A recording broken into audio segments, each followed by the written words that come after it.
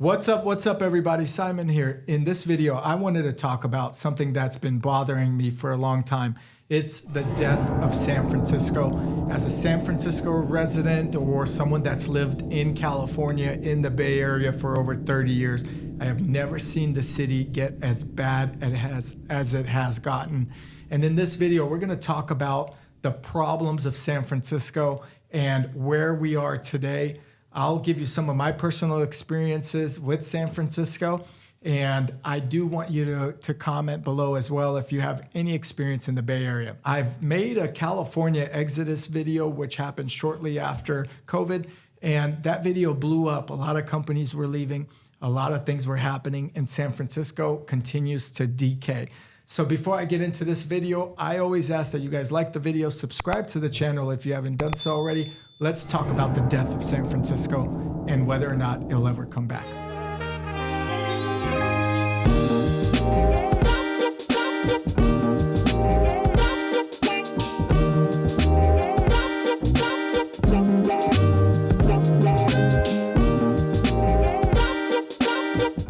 Okay, so I have my list of some highlights with San Francisco. I'm going to go ahead and talk about first the businesses leaving, because I think that really does decay the city. San Francisco has a small little downtown. It's not like New York where you have an uptown, a midtown, Soho, etc. San Francisco has one downtown, which is Union Square. With those businesses in downtown San Francisco, a lot of them have shut down, and a lot of them have shut down because of the terrible policies during the COVID period, which kept employees from not coming into the office. It also has kept companies kind of on a shutdown, and the small mom and pop businesses that are around those areas had to close down as well. I recall actually, in fact, having to sneak into a barber shop to get a haircut during this period of time, which I thought was ridiculous. And at the same time, I saw a marijuana dispensary wide open for business. So there was definitely something off in the Bay Area, which I felt was a snowball effect that would really spiral out of control as time flies by. Since that time, over 12,000 businesses have left San Francisco in the past 2 years, according to the report by the San Francisco Chamber of Commerce. That's incredible. 12,000 businesses have left. The city's vacancy rate is at 24%, which is the highest in the country. That's incredible. If you go downtown San Francisco, and I have a condo downtown San Francisco, this condo was gorgeous. I used to have some great memories. I cannot rent that condo right now. I cannot sell that condo. I can't do anything with it because the city is so dead. No one is coming into work. But at the same time, you have this crazy fentanyl epidemic where homelessness and drug use is out of control. And we're going to get a little bit further into that of how it's decaying San Francisco. But I want to talk about the businesses. Many businesses are not only leaving because of the problematic issues that are happening around San Francisco where it's not safe, such as Larry Ellison and Oracle. He opted to move the business out of San Francisco, or the Oracle event, which was a huge event in the city. Mark Benioff, the CEO of Salesforce, also a person that truly loves the Bay Area, truly loves San Francisco. There's the Benioff Hospital. He also threatened to take Salesforce or Dreamforce out of San Francisco because of crazy high crimes, just not a clean city, homelessness, and the regulations. It's just overall, the city kind of got out of control where they stopped catering to the people that provide the city the most amount of income through events. Now think of it this way. If you have an event like Dreamforce, it brings in thousands. I think it's over 50,000 people to the city, maybe even over 100,000 people into the city.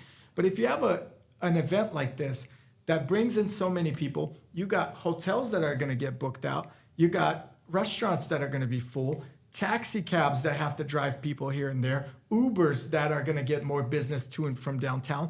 The airlines and the airport gets busier. Everything has a chain effect to do better when a company like this hosts an event in the city. Many city people have always complained about these events because it causes traffic, etc. But without these events, a lot of people are losing a lot of money. With Larry Ellison taking Oracle out of San Francisco, the city has lost a lot of tax revenue, and it's somewhere in the millions. San Francisco has become such a place, it almost feels like they're intentionally trying to decay the city versus welcoming companies into, say, the state or the city. Texas, for example, Austin, Dallas, and a lot of other places, Miami, they are starting to become the tech hubs of the United States, whereas San Francisco was the tech hub of the United States. In fact, if you know San Francisco, you'll notice that San Francisco boomed through several tech booms. There was the 2000 boom and bust, then Facebook, Google, and so forth. All these companies came out. They've raised the real estate values in San Francisco. It led to a lot of buyers not being able to afford homes that are not in tech workers, but also it actually raised the salaries of these tech workers. Well, when tech workers stop coming into the city, because there's no other type of job really, there's the investment side, but there is their type of job, such as manufacturing or anything else that goes on in the city. Once these tech workers started leaving and stopped coming into the city and started working remote by living in Lake Tahoe, by living in other parts of the country and still having a job, San Francisco decayed. And if you look at the clips here of what's happening in San Francisco in regards to the homelessness, it almost looks like a ghost town before the homeless population would be able to hide among people that are working downtown. Well, if no one's working downtown, it literally created a dead city. It almost looks zombie-like. There was a video that someone posted, and we're gonna share it right now here, that shows how many stores have closed in San Francisco. It's incredible. You got Saks Off Fifth, which is a Saks Fifth Avenue company. You got Old Navy, which is a major brand. Bunch of Target locations, a bunch of locations for Walgreens, CVS. You've got so many clothing brands that are coming out, and you could see in this video that it is just unheard of. And for the politicians in the local politics to say that the city is thriving, that's completely untrue. You cannot have a thriving city yet lose all of your retail space. On top of that, we have to talk about what caused all this and what caused all these businesses to leave. Not to mention the fact that some of these stores are getting looted 2-3 times a day with pretty much no repercussions or no arrests being made, no charges being made. But the looting that happens in San Francisco is a major reason that a lot of these brands are saying that they can no longer operate. There's an issue with safety for the employees. There's an issue of safety for the customers. And every store out there, every store in such as a Walgreens is locking everything up from shampoo to soap to medicine to you name it, because people are coming in and they are rampaging through the stores and casually walking out. Now you would think, how the hell does that happen in such a developed, industrial, highly acclaimed, one of the most famous cities in the world? Well, because of the policies for shoplifting in San Francisco are ridiculous. In San Francisco, to shoplift, you could get away with, I believe it's $950. So if you shoplift $950 or below, that's considered a misdemeanor, and it may not even be charged. You may not even be prosecuted if you steal something $950 or below, which is insane. So what these people are doing is they're literally coming in and they're simply just taking out whatever they want, loading their carts, their bags, or their shelves, and whatever they bring in with them, and just walking out. And no one is there to stop them. The security guards are told to stand down. The police, in most cases, does nothing. And even if the police does apprehend a person, and I know some people that are police officers, God bless them, my training classes with jiu-jitsu, they say they are told to stand down. They are not allowed to do much in regards to these individuals, including the homeless encampments and the open drug use, but they are told to stand down. So if they do arrest someone that's maybe resisting arrest or maybe stealing, that person is likely not prosecuted in the city of San Francisco or in the city of Oakland, for example, and they are free to do this again and again and again. This is kind of like a broken window theory. So if you break a window and you don't get punished for it, and then you do more and more, now you're robbing houses. So you break someone's window, no one does anything about it. You're going to break their front door and go in and take stuff. And this is the broken window theory, where the small crimes in San Francisco are not getting punished. Therefore, the big crimes that are currently happening are also not getting punished. And that's open drug use. I have never, and I mean never, in my 30 years living near San Francisco or in San Francisco, ever seen such drug use as I have in the past 2 years. It's insane. The amount of people doing open drugs, laying on the street, and it looks like people are dead on the street, and people just walk right by, and there's not many people walking the streets anymore as compared to maybe 4 years ago, but people are just walking right by these individuals, and it is eerie. It's insane. These people look like they died, and some of them have passed away. I've seen videos on Instagram from people documenting these things where those individuals are getting carted off in an ambulance and they don't have a pulse. And it's because of the open drug use.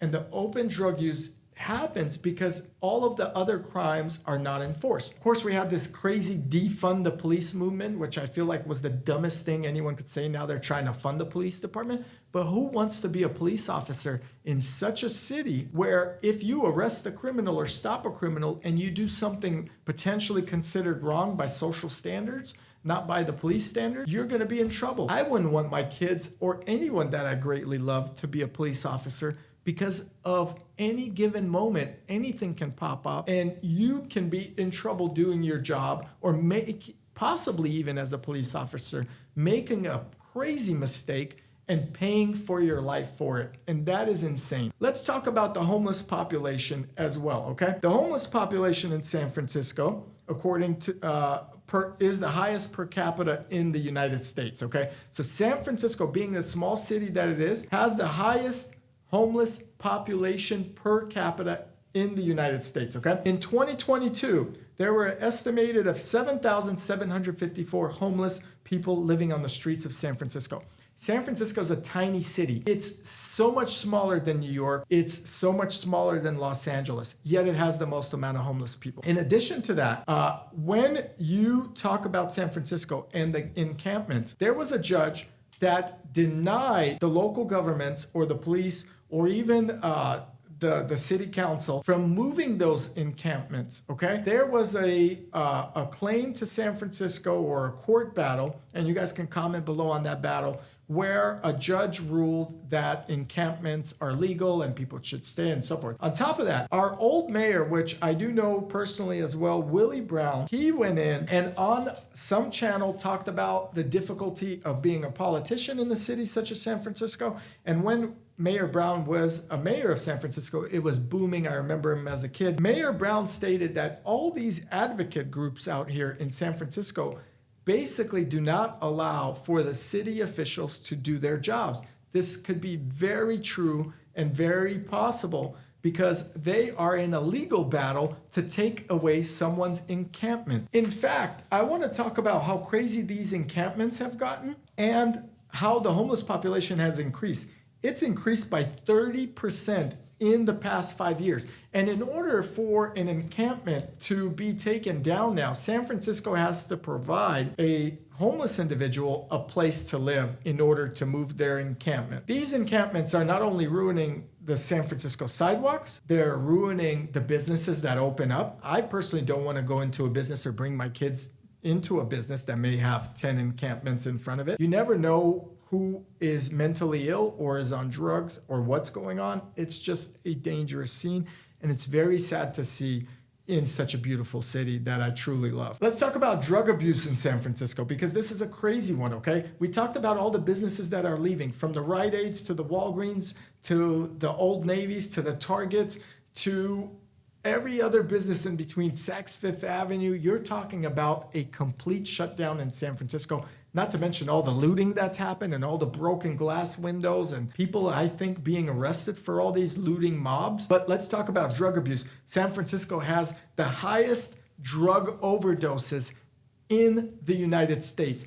The highest drug overdoses from fentanyl most likely, in the United States. I've seen some Instagram videos of places in Philadelphia that look like something from The Walking Dead. This happens here in San Francisco as well.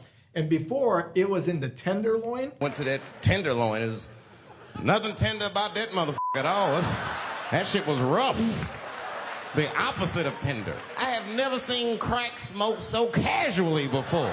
Well, the Tenderloin and the drugs and the homelessness and the mental illnesses and so forth have spread beyond the Tenderloin, okay? It is all over the city. It's in the Soma. It's everywhere, and it's getting crazy. And if you live near here, you know what I'm talking about. In 2021, just right after the pandemic, there were 713 overdoses in San Francisco. 713 overdoses, guys. That is 2 overdoses or near 2 overdoses a day, okay, from drugs. The city overdose rate has increased by 700% in the past 5 years, according to Google. It's not going to stop. And because of the open drug use and the open dealing, that's never going to go away. I want to add to that. You can drive by San Francisco. You could go through 6th Street. You could go down Market Street. You could go down 9th Street, drive through Mission Street. These are all popular streets if you know this Bay Area and if you've ever visited San Francisco. You could even go downtown to Union Square, which is one of the most beautiful areas. You will see people doing drugs on the street in the parking lots you park in, and you will see people overdose, but you'll also see dealers that have guns on them, that have knives on them, that have drugs on them, and they're openly selling it, flicking off the police officers while doing it. They don't care. It's almost unheard of. It feels like you're stuck in some crazy movie. Comment below if you know what I'm talking about or if you agree or you want to add to it. To add to that, right where I own a property by the federal building on 7th Street and Mission, in San Francisco, the federal building or the Social Security building has declared that it is so bad that they stopped accepting or stopped telling employees to come in to work for their fear of safety. Now, in the past, the federal police cars would come over and make sure no one is mugged on their way in and out from their job, but on federal property and around federal property, before the feds fenced off their property, there were so many drug abusers and people just passing out on the sidewalk that it was just incredibly unheard of. Like, if I was to explain it to you without us adding these videos in, you probably would say, what the hell is he talking about? But it is just unheard of, and it's disgusting. We got to talk about crime. So drug dealing in the open is okay, apparently. Drug use in the open is okay. Looting is okay. But what we see happening in San Francisco is a lot of property crime. So the looting of the stores, which are shutting down anything from Old Navy to Banana Republic to the Gap to you name it, stores just closing, with Apple downtown having police officers standing in front because Apple store's getting raided. Let's talk about personal property. People are getting their cars broken into. People are leaving their cars outside open with their windows rolled down. They're leaving their windows rolled down because they do not want someone to break their window and steal whatever they may have. Now, mind you, these people are on drugs. They don't know. They don't know if you have something in the car. They may be mentally ill. They're hungry, whatever it may be, and I feel bad for them. However, they're not getting the help they need, right? However, they're still robbing other people's property. They're breaking people's glass. Do you know how expensive it is to live in San Francisco, not to mention park downtown San Francisco or around? Parking in San Francisco is a nightmare, so it's costly. Living in San Francisco is extremely pricey. We're still in the top 5 most expensive cities to rent a place in, including New York and London and other places in the world and Miami. But parking in San Francisco, you'll get the biggest parking tickets. Add that, a shattered window, which is going to cost you a couple $100s. It's great for the glass companies that replace them, but it's terrible for the people. And before, it was only in the neighborhoods of Soma or the Tenderloin, but now it's getting pushed into neighborhoods outside of those areas. So now people are doing the same things and following you home or robbing you outside of those neighborhoods that were notoriously bad in the past. They are doing it in the Marina District, which used to be a very clean policed area. That's Marina Cow Hollow, where a lot of young individuals from colleges and so forth would come in and work and stay. And by work, I mean have a place to live because it has a great nightlife, and work in the Bay Area or downtown. But with people working remote, they may not live there. But what the point I'm trying to make is people are getting their cars jacked in that area. They're getting followed home in that area, and crime is happening in areas that it never used to happen before. In 2022, there were over 200,000 property crimes reported in San Francisco, according to Google, okay? Over 200,000 property crimes. That's insane. And the city's property crime rate has increased by 20% in the past 5 years, okay? By 20% in the past 5 years. It's bad enough that the city almost encourages homelessness. It encourages, say, people to come in. They give them benefits to be in the city as part of being a homeless or someone without a job and so forth. I believe they give them about a $500 gift card or a $500 spending card, a cell phone, and you name it, they become a citizen of the city. It's a sanctuary city, which means you could be a criminal in another country and really come in and you're pretty much welcome to stay here and do whatever you want. So they will protect anyone that's not here legally. And I'm not going to go into that because that's such a different politic level. I'm just upset about the city decaying. However, the city, it almost encourages people to come in and stay there and live this lifestyle. And I'll tell you another thing. Not only do they encourage it, but they are welcoming people from other states that feel like this is a free ride. People that don't want to work, maybe that are mentally fit to work, but just don't want to. So in my opinion, the city needs to change their outlook on how they approach homelessness or even approach welcoming people that are going to stay here and take advantage of the city and the taxpayers in the city. What's worse about that is the taxpayers who own property in San Francisco are actually still expected to pay their taxes. They're expected to pay their business taxes. They're expected to pay their property taxes and so forth. Yet the city is doing nothing about getting encampments off the same street that, say, businesses are at, or even homelessness or these encampments in front of the apartment buildings or buildings that you can't rent. So personally, I'm expected to pay my taxes, but I can't rent my property for the value that I should be renting it for, and I'm expected to pay mortgage, but I can't because there are 200 drug dealers and 1,000 drug users outside. It's insane, right? Let's talk about renting in San Francisco or owning in San Francisco to add to the decay of the city. If you're a real estate investor or a property owner, such as myself, that used to be a dream in a city like San Francisco, okay? You could make a killing if you got in at the right time before these tech booms, or if you bought a property to add value in, and check out some of my other videos. However, if you were a person that simply bought a property when you could and you tried renting it to a tenant, well, the city has some of the most highest non-paying tenants. So San Francisco and Oakland are neck and neck together with tenants that won't pay you rent. And guess what? With the city's very lax laws, you simply cannot rent property without fearing that someone won't pay for it. And yet you're going to be responsible to pay for it. You're going to be responsible to keep the utilities on. You're going to be responsible to pay the property taxes. No matter what, if you're still don't have an income or have an income, it doesn't matter. They're going to want you to pay those bills, even if you're relying on the tenant to help you pay for the mortgage, which they are not paying. It's ridiculous. Talk about lawsuits. I got sued by a tenant one time that tried to get out a lease. And even though they owed me $32,000 or more in rent, the judge in that case tried to dismiss my $32,000 rent and dismiss his security deposit that I kept. It was ridiculous.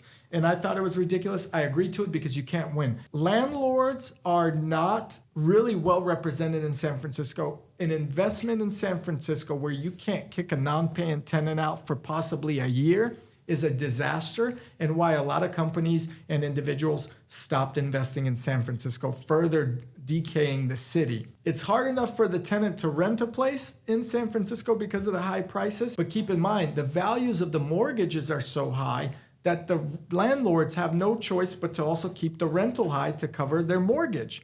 But if you're not going to be paying that mortgage, basically you're hopping from property to property. That's what a landlord is dealing with. They won't be able to kick you out without going to court, without the many delays, and finding a lawyer. Good luck to defend you in that case, okay? Overall, they're taking jobs away. So if a company like Tesla or a company like Schwab or any of these other tech companies that do leave, and there's so many, you could check out my videos on businesses that left California and San Francisco. They leave to a state like Nevada where there's no state income tax, a state like Florida, which welcomed a lot of the tech boom, a state like Texas, which has celebrities moving, which has Joe Rogan moving, Elon Musk, a bunch of companies that are putting their headquarters into Texas to not pay the state tax.